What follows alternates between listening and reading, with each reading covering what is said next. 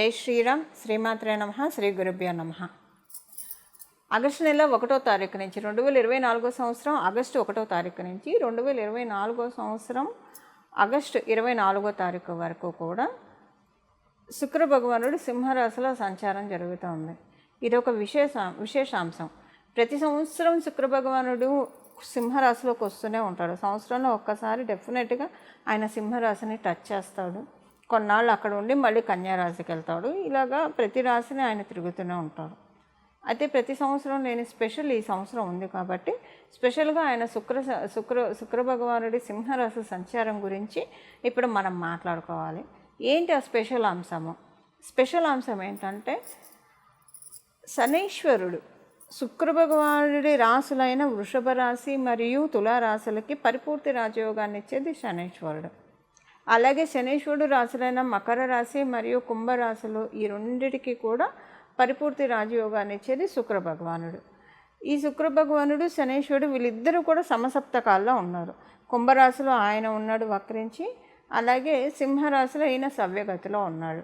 So ఇది డెఫినెట్గా ఒక ఇంపాక్ట్ ఉంటుంది. ఇక్కడ ఇంకొక విషయం మనం మాట్లాడుకోవాల్సింది ఏంటంటే, ఈ సూర్యనారాయణమూర్తి సింహరాశి అధిపతి అయిన సూర్యనారాయణమూర్తి శుక్ర రాశిలో ఒక రాశి అయినా తులారాశిలో ఆయన నీచ పొందుతాడు. సో అంటే ఈ కాలపురుషుడు కుండలిలో చోటు చేసుకునే ఈ శనీశ్వరుడు మరియు శుక్ర భగవానుడి సమసప్తక స్థితి డెఫినెట్గా ద్వాదశ రాశుల వాళ్ళకి కొన్ని మంచి ఇంపాక్ట్స్ కలగబోతూ ఉన్నాయి. ఆ ఇంపాక్ట్స్ ఏంటి అసలు అంటే, ఈ సమసప్తకంలో ఉండడం వల్ల ఇప్పుడు కుంభరాశిలో శనీశ్వరుడు ఉండడం వల్ల ఇది ఇంకా స్పెషల్ ఎఫెక్ట్ స్పెషలైజేషన్ అయింది. అదర్వైజ్ కాకపోతే కనుక ప్రతి సంవత్సరం లాగే శుక్ర భగవానుడు సింహరాశిలో వచ్చి వెళ్ళారు. అంతవరకు మీ జన్మజాతకంలో ఉండేది జనరల్గా ఉండే యోగాలే ఉంటాయి. కానివ్వండి, ఇక్కడ ఒక యోగము మనకి ఇప్పుడు ఖగోళంలో చోటు చేసుకోబోతూ ఉంది శనీశ్వరుడు మరియు శుక్ర భగవానుడు వల్ల. అదేంటంటే శశి శుక్ర యోగం. ఈ శశి శుక్ర యోగం ఎలా ఉంటుందంటే, జనరల్గా శశబుధ యోగం కానివ్వండి, శశి శుక్ర యోగం కానివ్వండి, మనీని అంటే మనకి పరాశర సంహితలో ఉన్నది ఏంటంటే డబ్బుల్ని ఇస్తుంది శశి శుక్ర యోగం. అయితే ఈ డబ్బుల్ని ఇచ్చేది ఇప్పుడు శశబుధ యోగం కూడా డబ్బుల్ని ఇస్తుంది.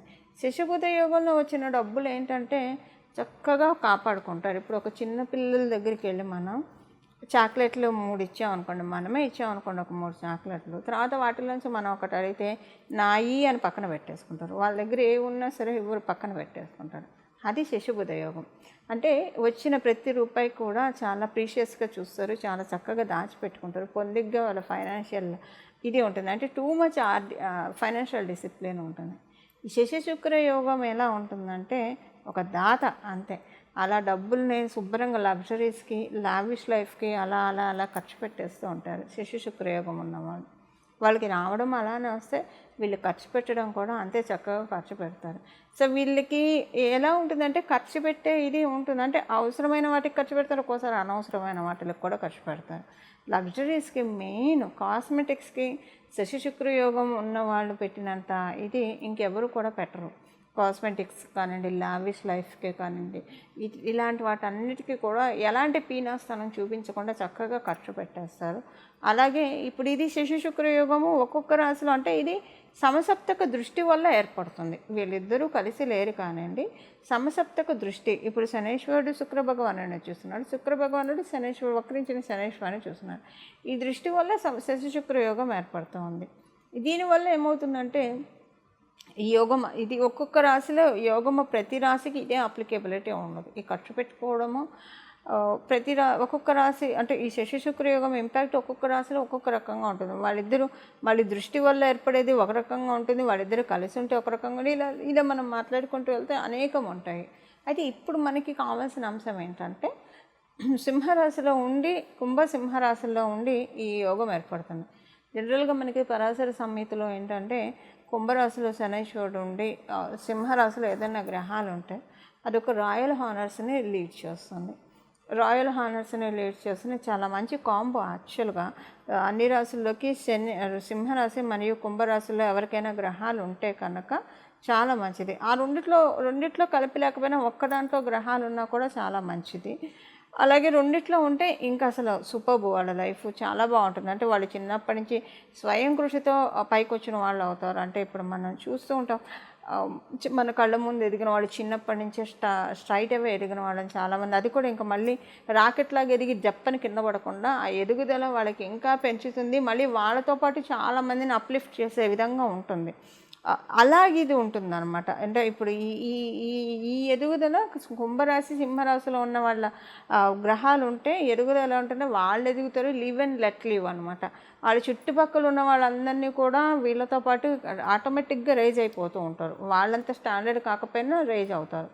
ఇప్పుడు మనకి ఈ గూగుల్ ఇన్వెంట్ చేసిన వీళ్ళని మనం చూస్తే చిన్నప్పటి నుంచే వాళ్ళు అవన్నీ కూడా చాలా కష్టపడి ఫ్రేమ్ చేస్తారు. ఎంతమందికి ఆ టెక్నాలజీ ఉపయోగపడుతుంది చెప్పండి. ఇలాగా అంటే డైరెక్ట్గా కావచ్చు, ఇండైరెక్ట్గా కావచ్చు, వాళ్ళ వల్ల టూ మెనీ పీపుల్ బెనిఫిట్ అయ్యేది ఏదన్నా అలాంటివి ఏమన్నా పడితే అంటే ఆ కాంబో మేజర్గా మనకి కుంభరాశి మరియు సింహరాశిలో ఉన్న గ్రహాల వర్కింగ్స్ వల్లే 70% ఏర్పడతాయి. ఇంక మిగతా 30% వేరే వేరే రాశిలో అక్కడ ఉన్న డిగ్రీస్ వైజ్ వాటి ప్రకారం ఉంటుంది. ఇప్పుడు ఏంటంటే ఈ కుంభరాశిలో మరియు సింహరాశిలో ఉన్న ఈ యోగం అనేది 12 రాశుల వాళ్ళకి కూడా ఒక బ్లెస్సింగ్ డెఫినెట్గా ఇస్తుంది. లక్ష్మీ కటాక్షాన్ని ఇచ్చే మాసము, ఇచ్చే ట్రాన్సిట్ ఇది. లక్ష్మీ అమ్మవారు ఒక్కొక్కసారి మనందరికీ తెలుసు శ్రావణ మాసంలో లక్ష్మీ అమ్మవారు భూమి మీదకి వస్తుంది. అందుకే శ్రావణ మాసం మనం వరలక్ష్మి వ్రతం చేసుకుంటాం. శ్రావణ శుక్రవారాలు మనం చాలా చక్కగా జరుపుకుంటాం. ఆడవాళ్ళు జరుపుకుంటారు, మగవాళ్ళు కూడా దానికి పూర్తిగా పరిపూర్తి సహకారాన్ని అందిస్తారు. ఎక్కడ కూడా ఏమీ అడ్డు చెప్పరు, వాళ్ళకి కావాల్సినవన్నీ కొనిస్తారు. ఇప్పుడు నిజంగానే లక్ష్మీ కటాక్షం ఉన్న మాసం అండి అందరికీ కూడా, 12 రాశుల వాళ్ళకి, 12 లగ్నాల వాళ్ళకి. చూడండి మన అదృష్టం ఎలా ఉందంటే, మన అందరి అదృష్టం ఇది అనుకోకుండా శ్రావణ మాసంలోనే అంటే ఈ శ్రావణ మాసంలో వచ్చింది. ఇక్కడ శనీశ్వరుడు కూడా ఉన్నాడు. ఎప్పుడైనా లక్ష్మి వస్తానంటే కర్మకారకుడైన శనీశ్వరుడు అడ్డు చెప్తాడు. కుంభరాశిలో ఆయన ఉండడం వల్ల ఆయన ఇప్పుడు అడ్డు కూడా చెప్పట్లేదు. ఎందుకంటే ఇక అక్కడ రాయల్ హానర్స్ అందరికీ ఇవ్వాల్సిందే. సో ఇప్పుడు లక్ష్మీ కటాక్షం, లక్ష్మీ అమ్మవారి శోభ, లక్ష్మీ అమ్మవారి పరిపూర్తి కళలు అన్నీ కూడా మనకి అంతా భూమండలం మొత్తం విస్తరించి ఉన్న శుభ సమయము ఆగస్టు మాసంలో ఏర్పడుతుంది శశి శుక్ర యోగం వల్ల. దీన్ని మరి లక్ష్మీ అమ్మవారు అందరికీ అంటే చక్కటి యోగాన్ని ఇస్తున్నారు. అంటే ఎవరి అర్హతను బట్టి వాళ్ళ జన్మజాతకంలో ఉన్న పూర్వపుణ్య కర్మఫలం బట్టి.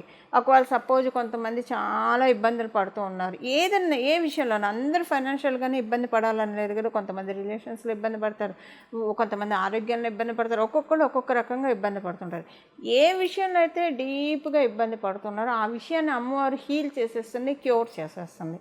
ఒకవేళ జన్మజాతకంలో యోగం లేకపోయినా కూడా యోగం వచ్చే విధంగా మన చేత డెస్టినీ ఎప్పుడైతే డిసైడ్ చేసుకుంటుందో మనకి ఇవ్వాలని చెప్పి ఏం చేస్తే మనకు ఆ యోగం వస్తున్నా ఆ పనిని మనం చేస్తుంది. సపోజ్ ఒకరికి బాగా ఆర్థికంగా ఇబ్బంది, ఇప్పుడు మనకి కనకధార స్థితి కూడా అంతే కదండి. ఒక వృద్ధ బ్రాహ్మణ స్త్రీ మహాదారిద్ర్యంతో బాధపడుతుంటే శంకరాచార్యులు వారు వెళ్ళి అడిగినప్పుడు లక్ష్మీ అమ్మవారు పూర్వపు జన్మ పుణ్యం లేదంటే ఈ ఎండిపోయిన ఉసిరికాయ దానం చేసింది కదా తల్లి, ఇది చాలా అని స్తుతి చేస్తే అమ్మవారు కనక వృక్షం కురిపించినట్టు డెస్టినీ ఇవ్వాలనుకుంటే మన చేత అనుకోకుండా ఏదో ఒక మంచి శుభకర్మ మన చేత చేయిస్తుంది.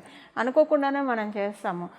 ఎప్పుడైనా సరే 10 మంది హ్యాపీనెస్లో మన హ్యాపీనెస్ని ఎత్తుక్కునే వాళ్ళకి ఇది ఇంకా మంచిదండి. ఇక్కడ ఇంకా డబుల్ బనాంజా, త్రిబుల్ బనాంజా అని 100 మంది బాగుంటే మనం బాగుంటాం, చాలామంది బాగుంటే మనం బాగుంటాం అన్న తత్వం కలవాళ్ళు మనలో చాలామంది ఉంటారు. వాళ్ళకి ఇది నిజంగా చాలా అంటే చాలా అమృతమైన సమయము. అమృతధార మీకు యూనివర్స్ నుంచి కురిసే సమయము. అమృతధార కురిసిందంటే ఇంకా అన్నీ ఉంటాయి, ఒకటని కాదు, ప్రతిదీ కూడా ఫుల్ఫిల్మెంట్ ఆఫ్ ఎవ్రీథింగ్ అని ఉంటుంది. అలా కాకపోయినా కూడా అందరికీ కూడా ఇది మంచి ట్రాన్సిట్. ఇప్పుడు ఈ శ్రీ మహాలక్ష్మి అమ్మవారి కటాక్షాన్ని మనం ఒడిసిపట్టుకునే మాసం ఎలానో శ్రావణ మాసం, దీనికి మనం ఇంకా ఏ ప్రత్యేక క్రియలు చేయడం వల్ల ఇది ఇంకా వస్తుంది. 12 రాశుల వాళ్ళకి కూడా ఏ ఏ విషయాల్లో ఇది మంచి ప్లస్ అవుతుంది, ఇది మనం ఒక్కసారి ఇప్పుడు మాట్లాడుకుందాం. మిథున రాశి, మిథున రాశిలో పుట్టిన వాళ్ళకి మరియు మిథున లగ్నంలో పుట్టిన వాళ్ళకి ఇది మనశ్శాంతిగా ఉండే మాసము. మీ కమ్యూనికేషన్ ప్రాపర్గా రీచ్ అయ్యే మాసం ఇది. సో మీరు ఏం చెప్పాలని అనుకుంటారు, ఒక్కొక్కసారి మనకి తెలియకుండా కూడా మనము మాటల్ని ఫ్లిప్ అప్ అయిపోతూ ఉంటుంది. మనకి తెలియకుండానే కొన్ని మాట్లాడేస్తూ ఉంటాం. ఒక్కోసారి మనకి తెలిసి మాట్లాడినా, మనం ఎంత జాగ్రత్తగా మాట్లాడినా అది అవతల వాళ్ళకి తప్పుగా ఇండికేట్ అవుతుంది. ఇలాంటి వాటి నుంచి మిమ్మల్ని సెపరేట్ చేసే సమయం ఇది. కమ్యూనికేటివ్ ఫీల్డ్స్లో ఉన్న వాళ్ళకి, సాఫ్ట్వేర్ రంగంలో ఉన్న వాళ్ళకి, మీడియాలో ఉన్న వాళ్ళకి, వీళ్ళందరికీ కూడా చాలా మంచిది. సేల్స్ ఫీల్డ్స్లో ఉన్న వాళ్ళకి, వ్యాపారస్తులకి ఇంకొక రకంగా ఒక రకంగా చెప్పాలంటే అందరికీ కూడా చాలా మంచి శుభ సమయం. ప్రత్యేకించి హై పొజిషన్ ప్రయత్నించే వాళ్ళకి మీ ప్రయత్నాలు సక్సెస్ అవుతాయి. ఒక మేనేజ్మెంట్ లెవెల్లోకి వెళ్ళాలనుకున్న వాళ్ళకి, లేదా బిజినెస్లో మీ స్టాండర్డ్ పెంచుకోవాలనుకున్న వాళ్ళకి, అప్గ్రేడ్ అవ్వాలనుకున్న వాళ్ళకి డెఫినెట్గా ఇది ఒక నిచ్చెన వేస్తున్నాడు శుక్ర భగవానుడు. సో ఈ నిచ్చెనని మీరు ఎక్కడానికి ప్రయత్నించండి. ఏ విషయాల్లో నిచ్చెన వేస్తున్నాడు? వృత్తిపరంగా నిచ్చెనలు వేస్తున్నాడు. సో ఆ నిచ్చెన ఎక్కడానికి ప్రయత్నించండి. దానికి మీరు చేయాల్సింది ఏంటంటే కొంచెం స్ట్రాంగ్గా మీరు అనుకున్నది వృత్తిపరంగా ఇంప్లిమెంటేషన్స్ చేస్తూ ఉంటే కనుక కాలబలం దైవబలం చక్కగా ఉంది కాబట్టి ఇది మీకు సానుకూలం అవుతుంది. అన్ని విషయాల్లో కూడా మీకు చాలా చక్కగా సానుకూలం అవుతుంది. గవర్నమెంట్తో అవ్వాల్సిన పెండింగ్ పనులు ఏమన్నా ఉంటే అవన్నీ కూడా అయ్యే సమయము. ఇలాగా ఇన్ని అనుకూలతలు మిథున రాశిలో పుట్టిన వాళ్ళకి మరియు మిథున లగ్నంలో పుట్టిన వాళ్ళకి ఇప్పుడు ఈ శశి శుక్ర యోగం కలగజేస్తాం. చూశారు కదండి. ఇప్పుడు మనం పరిహారం ఒకసారి ఏం చేస్తే లక్ష్మీ అమ్మవారి కటాక్షం శీఘ్రంగా మనకి కలుగుతుందో చూద్దాం. ఇప్పుడు మనం తెలుసుకున్న ఈ ఆగస్టు నెల మొత్తం అండి, ఆగస్టు నెల మొత్తం ప్రతిరోజు ఉదయాన్నే లేచిన వెంటనే స్నానం చేసి చక్కగా శుచులయ్యి ఇల్లు వాకిలి శుభ్రం చేసుకున్న తర్వాత చక్కగా ఇంట్లో ప్రతిరోజు కూడా 16 సార్లు శ్రీ సూక్తం వినండి. లేదా ఆడవాళ్ళు అయితే చదవకూడదు, వినొచ్చు. మగవాళ్ళు అయితే శ్రీ సూక్తం చదవడం వస్తే కనుక చక్కగా చదవండి, 16 సార్లు చదవండి. అలాగే ఒక్క శ్రీ సూక్తాన్ని విని కానీ చదివి కానీ వదిలేయకూడదు. పురుష సూక్తాన్ని కూడా దాంట్లో మనం సంపుటీకరణ చేయాలి.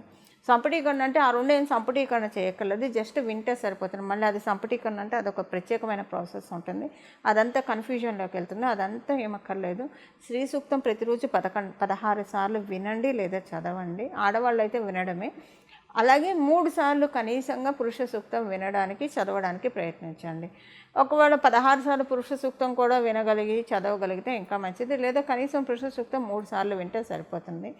ప్రతిరోజు మీ ఇంట్లో ఆ వేదం, ఇప్పుడు స్త్రీ సూక్తం అంటే ధనం అగ్నిం, ధనం పశువు, ధనం వాయు ఇలా వస్తుందంటే ప్రతి చోట శ్రీలక్ష్మి అమ్మవారు ఉంటుంది. శ్రీలక్ష్మి లేని ప్రదేశమే లేదు అని మనకి శ్రీ సూక్తం తెలుపుతుంది.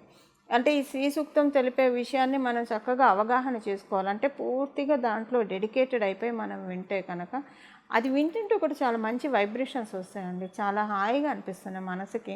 ఆ వేదిక్ చాంట్ వింటూ ఉంటే చాలా ప్రశాంతంగా అనిపిస్తున్నాయి. మీకు తెలిసిన బ్రహ్మలు ఎవరైనా ఉంటే కనుక వాళ్ళని ఇంటికి పిలిపించి 16 సార్లు చదవమని చెప్పండి. స్త్రీ సూక్తం, పురుష సూక్తం ఒక 3 సార్లు. వాళ్ళకి మీకు తోచినంత దక్షిణ ఇవ్వండి. ఇది లోభత్వం చూపించకుండా దక్షిణ ఇవ్వాలి. ఎందుకంటే లక్ష్మీ అమ్మవారు దాన ధర్మాలకే మనం అమ్మవారి ప్రసన్నతను మనం పొందగలుగుతాం. మీకు తెలిసిన ఋత్వికులకి, బ్రహ్మలకి కానివ్వండి, గురుస్థానంలో ఉన్న వాళ్ళకి కానివ్వండి, దేవాలయాలకి కానివ్వండి, ఇలాగా గురుస్థానంలో గురువుకి సంబంధించిన గోశాలల్లో కానీ గురువుకి సంబంధించిన పోర్ట్ఫోలియోస్లో ఉన్న వాళ్ళ సంబంధించిన రంగాల్లో ఉన్న వాళ్ళకి మీకు తోచినంత లోభత్వం చూపకుండా దానం చేస్తే కనుక నిజంగా లక్ష్మీ అమ్మవారి బ్లెస్సింగ్స్ చాలా చక్కగా వస్తాయి.